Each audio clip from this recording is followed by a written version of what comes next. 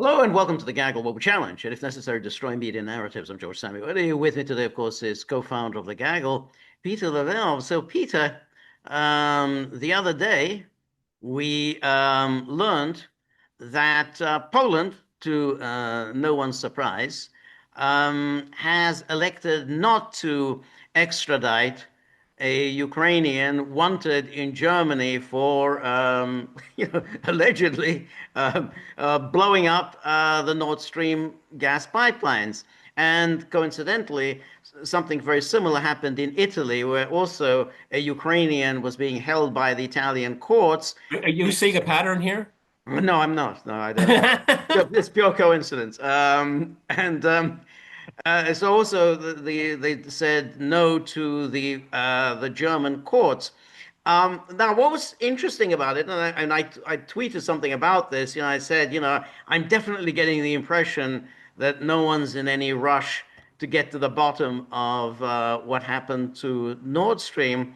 Now, what I think is interesting is the argument that was used by particularly Polish Prime Minister Donald Tusk and the kind of rebarbative Foreign Minister Radek Sikorski. They said, well, look, this was an act of defense on the part of Ukraine. They were acting, this was a warlike situation, so they were acting in defense of Ukraine, and that therefore there was no crime involved, and therefore basically, there's no charges to answer.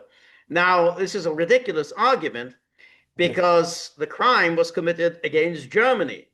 They weren't not committing this crime against Russia, they were committing this crime against Germany, and it was Germany that had put forward this extradition request. Moreover, that's a defense that can be made in court. If you want to make that defense, Sure. that's you do it in court. It's not really up to the Polish government to put forward a defense on behalf of someone else. Can we see the indictment? Can we see the extradition request? Right. Okay. Right. I mean that I don't know under these. I don't know enough about European law if that is something that is common. But I mean, okay, you don't. You're making a defense, a unique defense for this individual, but isn't it up to the German courts Right. to determine how to move forward? Right. Okay. I mean, so much for European solidarity, so much for transparency. Obviously, your tweet, which I saw, eh, obviously they don't want to get to the bottom of this here. I mean, they're making complete fools out of Right. themselves. So, ergo, why don't you want us to know the truth? Exactly. Okay, because they're trying to counter a narrative that is you can't talk about very openly in Europe, but yeah, the Western powers blew it up. Right. Okay. That's Now, right. but is my question to you about all this, is this just theater? We want you to extradite. Oh, you want extradite? Well, okay. All right. I tend to think that it is theater because I tend to think that this involves the insurance companies because the insurance companies are the ones that are on the hook for this. There you go. And if it could at least be established that it was sabotage, that it was deliberately blown up, then the insurance companies are off the hook. They don't have to pay because they're only liable if it's something that's accidental. But if you can actually establish, no, this was sabotage, well, then they're off the hook. I mean, insurance companies don't pay for people who deliberately set fires. So I think that's why they need to do this in order to save, because otherwise they're on the hook for billions and billions of euros for this pipelines. So I think that's why they want to at least maintain the pretense. Germany, God damn. We wanted to get to the bottom of this, and now we've been thwarted by the Poles and the Italians. Yeah, you can't rely on anyone these days. Yeah, Yes, and anyway, they were doing it in the defense of Ukraine. that's it, and that's the ridiculous aspect of it. And the Hungarian Foreign Minister Szijjártó tweeted out about this. It said, so I guess now the new principle in Europe is if you don't like a piece of infrastructure somewhere, then you're entitled to blow it up. I mean, it's just like, and then just that's it. Well, if you don't like it, you blow it up. And that's what the Poles are now doing. They are justifying terrorism. I mean, this is so. Oh well, we're perfectly entitled to that because we're hitting the Russians. So presumably you can blow anything up as long as you think vaguely that it has something to do with Russia. Well, we blew up this bank building. They was doing some transactions with Russia, so we blew it up. That's it.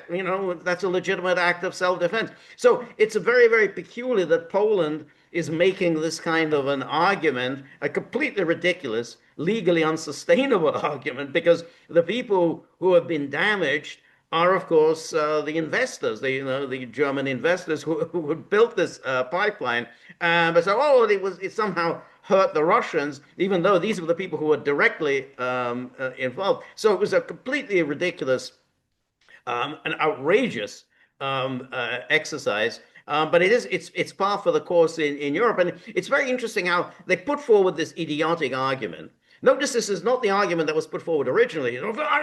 Nothing to do with us. We didn't have any. No. We had nothing to do with anything. No. So, and no. It was, and Americans said, no. We definitely we told the Ukrainians not to do it. We told them don't do it. So I mean, yes, we originally had the argument, oh, it was the Russians what did it. Then they said, no, then that obviously fell through very quickly that the Russians who did it. And then we said that, they started looking around and they said, oh, the Ukrainians. But they didn't say this was a Ukrainian government. Even now, they don't say it was the Ukrainian government. They did it. Oh, it was just some lone Though, heroic though the Ukrainians Ukrainian decided government, to do it off their own bat. though elements of the Ukrainian government may have been aware of it. Elements, elements, exactly. The Well, I elements. mean, the varsity of it all. Just think about it. Oh, so Europe to punish Russia because, over Ukraine would not import Russian energy. So the German authorities, if that was going to be their position, say, well, the pipeline exists, but we're not going to accept your natural gas. So you can pump it in, but we're not going to let it out. And at a certain point, your pipes are not going to be able to hold any more capacity. So, it's just there. We're not going to buy it. Okay. No. What my theory is that it was blown up because the American government has never trusted the Germans ever. I don't care what political party.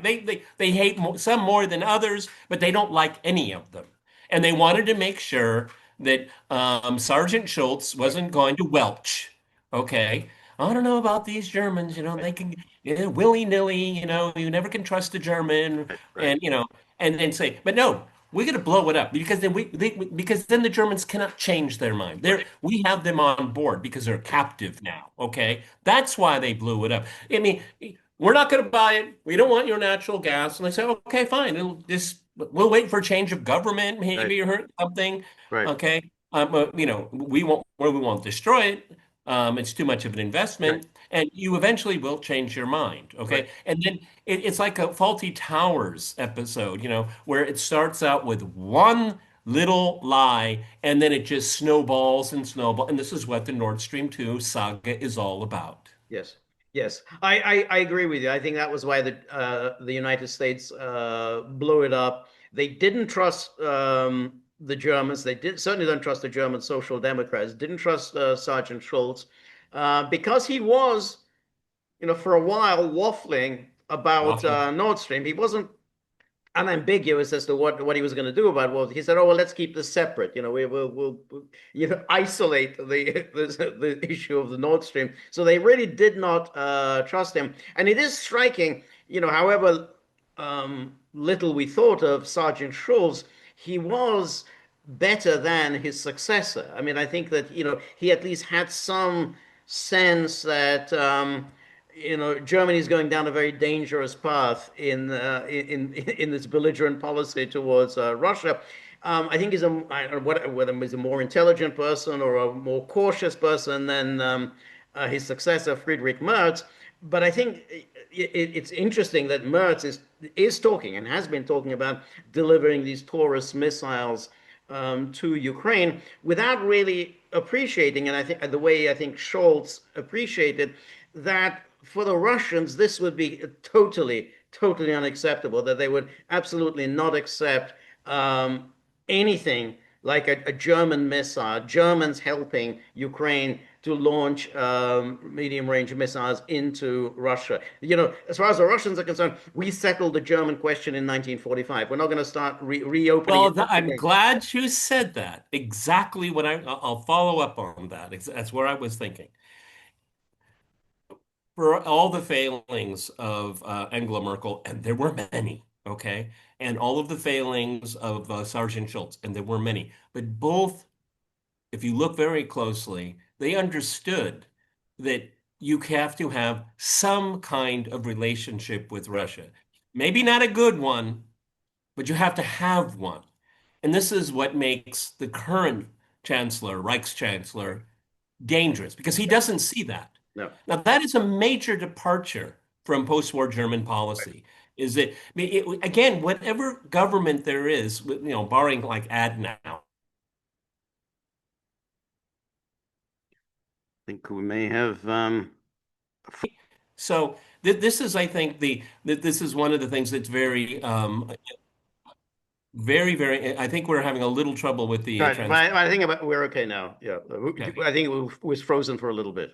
Okay, but you get my point, is Yes, that we have a government now that doesn't see on the horizon any kind of relationship with Russia. That is strikingly different.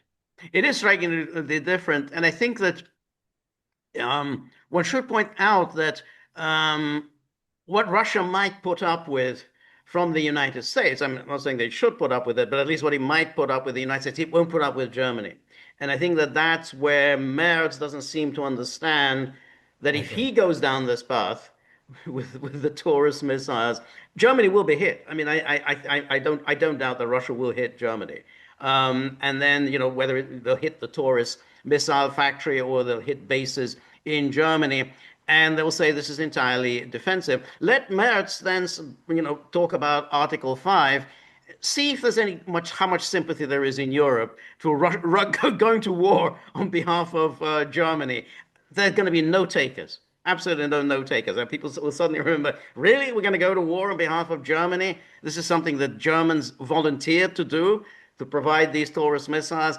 You know, include me out. George is becoming very well known for a phrase that on the day of German unification, and he will repeat it for maybe the 100th time. 101st time, yes, which is henceforth only peace will emanate from German soil. Very, very beautifully expressed. But that was Beautiful. the promise made by Helmut Kohl to the whole world, not just to Germany's neighbors, but to the whole world. Every single leader of the world was told, henceforth only peace will emanate from German soil. So because that was the only condition under which anyone would accept German reunification. So if you go down this path, you're going to use these Taurus missiles. You're going to get hit. Russia will hit Germany, and then you know, okay, let Merz, you know, find takers, you know, to go to war on his behalf. Particularly when his party and his coalition are in the doldrums right now. Okay. And this could be a breaking point in many ways. I mean, this chancellorship is a disaster. I mean, you Right, couldn't plan it better to be a disaster. Okay. right, And it ends up being a vicious cycle because the more German industry is being impacted by the lack of the access to cheap Russian energy, the more social upheaval there is. And as we know, and you don't have to have a degree in political science. Governments tend to look for culprits right, abroad. right. Okay, and then the more you do that, the more you get the spiral effect. Okay, Yes, it's not creating security. It's not slowing down economic deterioration. It's not doing. It's no, dividing people. right. I mean, this is divisive, divisive, divisive in every sense. Okay, again, a stark break with the post-war German tradition. Right, exactly. Exactly. And I think it is striking that, as you said, Merkel, I think, understood this. Even Sergeant Schultz, however, you know, much we despised him, he understood this. Annalena Baerbock did not understand this, but now we have a chancellor who actually vigorously, violently, aggressively does not understand this, and he therefore is actually a real menace to world peace. So in a way, the Americans who didn't trust Sergeant Schultz, I mean, I think they were onto something. They knew that Schultz was not really reliable. You know, they got what they wanted. They got this Merz there, but I think this is indeed a catastrophic chancellorship. I mean, as you said about the German economy, but by turning his back on the entirety of post 1945 German politics, he is leading his country to disaster. Because I think Yes. if he really does go down this path of the Taurus missiles, and that could happen, he's now going to lead his country to a total catastrophe. Unthinkable just a few years ago, but that will be the catastrophe that's going to lead Germany to. Henry Kissinger's name is from time to time mentioned on this podcast, but I'll mention his name in something that is worth remembering. Is that was his PhD dissertation on Metternich and the Congress Vienna. of Vienna. And what was the essence of? It's a really brilliant book. I have to say, it's really really good. Um, is that you had the Napoleonic Europe was defeated primarily by the Russians, but there are other people involved, very much like in the Second World War. There were others, okay, but the Russians did a lot of the heavy lifting as usual. Yeah. And what did Metternich do? He said, "Look, we don't need this to happen again. I mean, we Europeans we're good at trading, we're great at colonization, we're good at creation of wealth, inequality, but we got to stop killing each other on the scale that we're doing this. Right. And we have to give clemency to the defeated. Right. Okay. And this is a lesson that was not learned. It's very interesting. Henry Kissinger was around, and he went back and forth. Back George and I chronicled it. He's saying, this is not good. This conflict in the Ukraine is not good. And he was against NATO expansion, Yeah, for he NATO was for it. expansion. Yeah, I don't know what on his it was deathbed all over the hearing. place. I mean, Yeah, he on just about every issue, he was kind of all over the place. Yeah, You because always he find that always wanted to be quote, at the which center. side, which side you want. Yeah, he always wanted to be at the center of the consensus. Exactly. Okay, Yeah. all right. But the reason for this digression is that to have a German leader, considering how Germany came together as a nation state Yeah. and how it collapsed in 1945, divided for 40 years, this should be the state that should understand best that That's if it. you want to have security, everybody must have security. And when everyone has security, Germany will be quiet and they make their BMWs and their Mont No, Blancs. that's I think it's a very good point, and I think that's the foreign policy that was forgotten by. I mean, it started, of course, with Sergeant Schultz. I mean, Merkel, I think, understood this, but Schultz started, which is to be wholly identify yourself with the West is a disaster. Willy Brandt understood this because Willy Brandt, Yes. when he launched the Ostpolitik, it was because it was in reaction against the Adenauer policy because he said that's not getting us anywhere. If we want eventually some form of German reunification, we're going to have to seek a reconciliation with the East because that's where the key to reunification lies, reconciliation. And that's what Willy Brandt did. And that's what it was successes that you need to have good relations with Russia. That's absolutely key if you want to get anywhere. And I think, Merkel, I think, understood this, whatever her own weaknesses. Schultz didn't really understand it, but with him, now it's turbocharged. But what Merz has now done, he's put Germany into a very perilous position because that's Germany and he doesn't really get that the Russians do make distinctions, and it's clear they're making distinctions between the United States, which they respect and don't really want to mess with, and the Europeans that they don't respect and may decide that they do want to mess with. So, Yeah. and particularly Germany.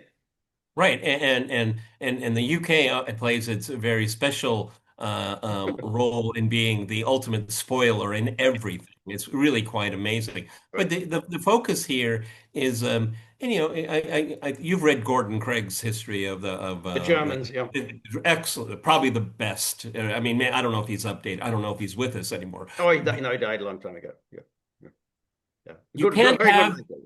you can't have peace in Europe if Germany is not integrated into the security structure that is encompasses the entire, at least from the Urals to Portugal. Okay, we history has told us over and over and over again, and Merz is in denial. He's in absolute denial. Yeah. Europe will not have peace with a government than what we have in Germany. And this is as a matter of fact, it's made it very, very unstable. And George is absolutely right. The Russians don't want to mess with the Americans. No, They really don't. They no. despise the British and Yeah. they expect more from the Germans. They despise the British and the Germans, and particularly, they just haven't forgotten 1945. So it's like, you really want to go there again? We settled that issue in 45. We're not going to have you reopen it. And I think Merz hasn't really understood. As I say, I don't think he's the brightest bulb in the world. He hasn't understood that as far as the Russians are concerned, that issue was settled. And they're not prepared to have Germany reopen it again. And he doesn't seem to understand that. He thinks that somehow, oh, what applies to the United States applies to us. No, it doesn't apply to you at all. And Yeah, and all the more so, George, again, I can remember the days, and I hated the term, but it was thrown around all the time. Gorby mania. yeah, Remember all that Corbyn Mania, nonsense? yeah, Okay. Well, with every passing day, Gorbachev, tarnish. We see his legacy tarnished because, as we've said repeatedly, the Russians didn't have to buy into reunification of Germany. They no, could have said no. no, no, That is just the outcome of the Second World War. right. We're happy having two of them. Two is better than one. I remember that was a joke. Remember in the Yeah. That's it. 1970s That's it. and 80s? The joke was that I love Germany so much that I'm so happy there are two of them. Exactly. Exactly. So, I mean, this is really quite fascinating here. And there are preciously few people that actually even look at it this way. I'm actually, this is a testament. I mean, I went back to Gordon Craig. I went back to Henry Kissinger. This is where this is what we have to do. This is what George and I have to do. We have to go back there. Right. I mean, decades ago, when this stuff was pretty obvious to everyone. Yep. Yep. That's exactly right. But that's the remarkable thing that's what we've got to with Germany. That's what we've got to with Poland, which incidentally, is still maintaining its traditional foreign policy of antagonizing the power to the east and antagonizing the power to the west. When Always has ever that worked out? I always on the prize, as far as the polls are concerned. So they're doing this. So now they've kind of, at least, whatever the German government wanted, I think the German public, as I feels a little insulted by what Poland did, because after all, they still regard Poland as a bit of a junior partner, and a sort of junior partner tells her, nah. We're not going to deliver up, your extradition request. Bye bye. Germans don't really, they don't appreciate being talked to like this by the Poles. It's a dirty secret, everyone. You see these buffets and these conferences. In Copenhagen, they had the informal EU summit. What? What are you spending millions and millions of euros on informal stuff? What about real stuff? Okay. They don't like each other very much. Okay. No, The Germans don't like the Poles much. I'm sorry. It's no, true.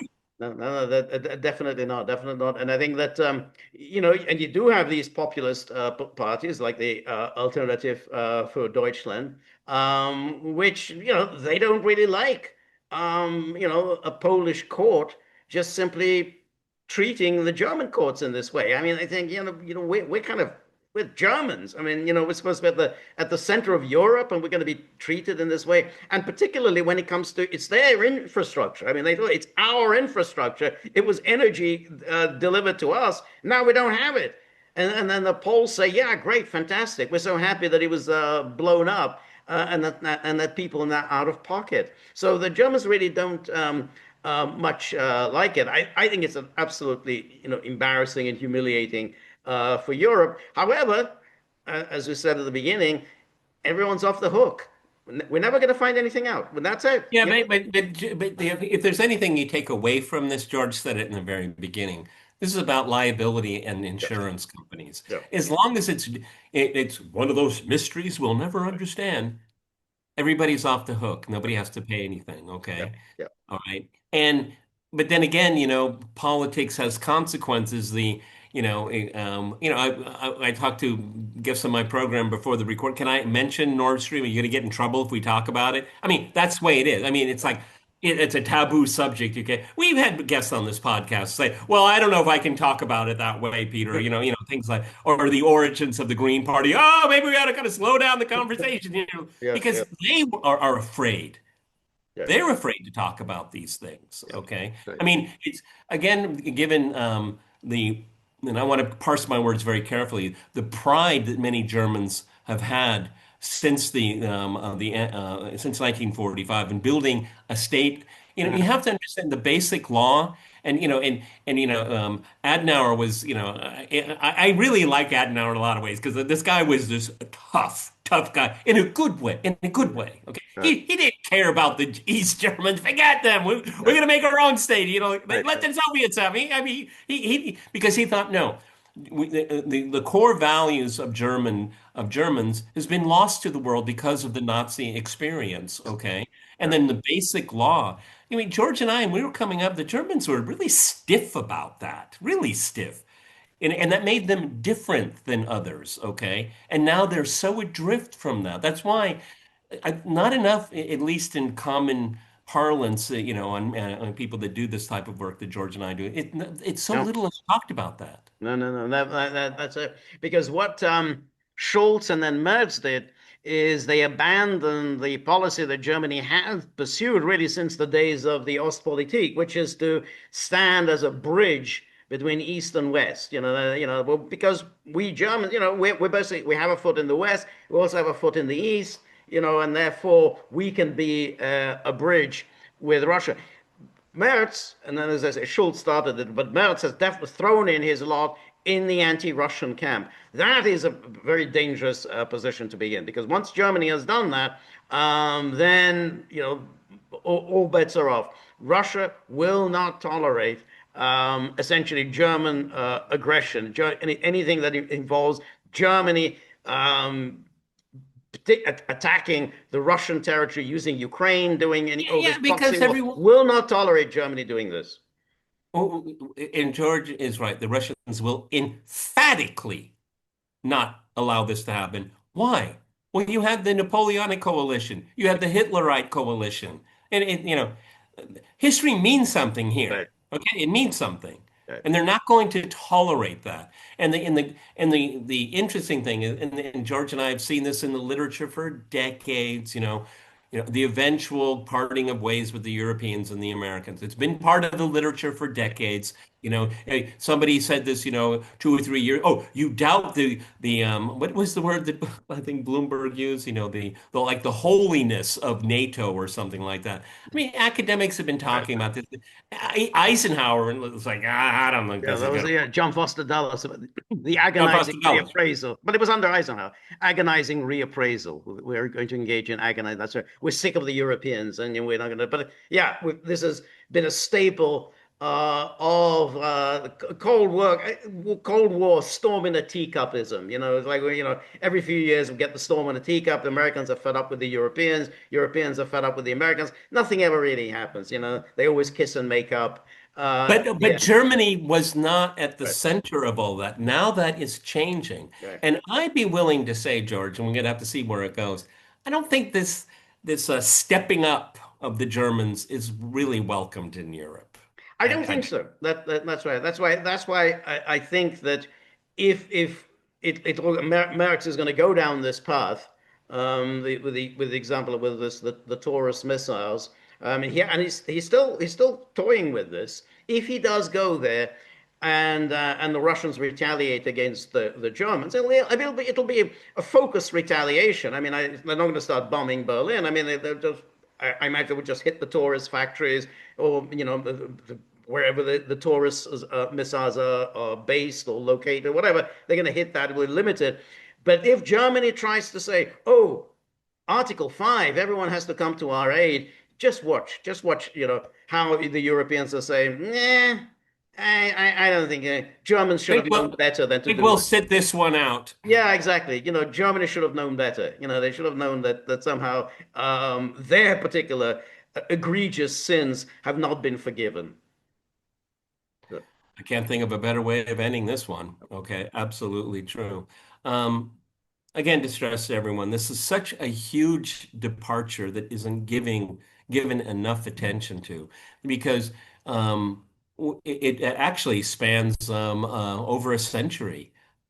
The German question, right, meaning the German problem, and it hasn't been solved. right, It hasn't been so. We thought they were on the right track. And right, when I would even say, and don't misunderstand me here, what's good for German security is good for everybody else's security, okay? exactly. But having Germany determine its security in juxtaposition of Russia, then Mertz, you haven't learned No, shit. Sorry. he hasn't. He hasn't. It really is. It's like I think Germany dodged a bullet when they decided not to make him chancellor back, 20 or more than 20 years ago. They went for Angela Merkel, but you can only dodge a bullet so long. Eventually, this total dud did become chancellor, and I think the Germans were right more than 20 years ago.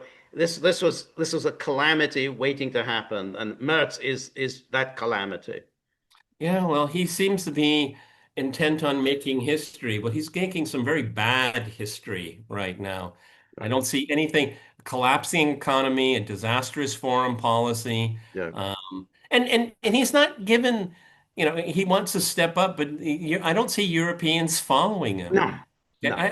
I don't see it. Yeah. That, This is not like a new virtuous coalition, and the Germans, the reformed Germans are ahead of it. That doesn't get a no, cut. no. When he says things like Germany will be the leading military power in Europe, Oh, okay.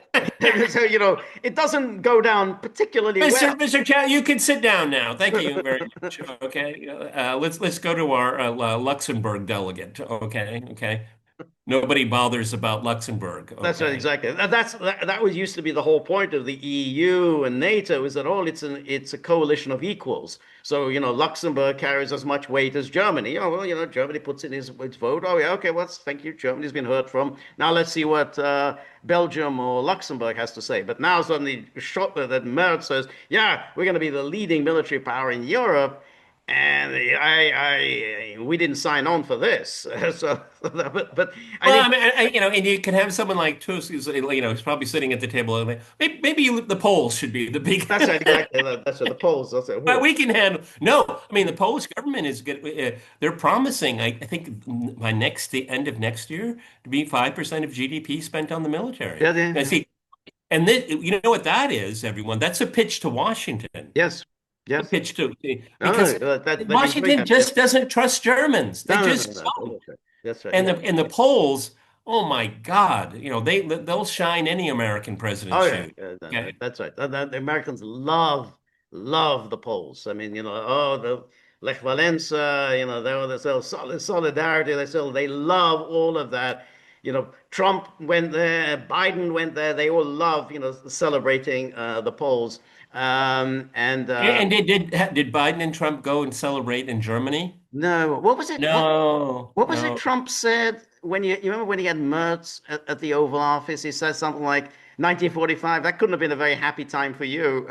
So he said this to so, oh, no, yeah, it was very good. No, he said, hey, you got to be careful. Oh, no, very good time for us. Yes, we were, yeah, but Yes, this, but with this current government and coalition, the German question is more burning than right, ever before. And you know right, what? It shouldn't be. It shouldn't be.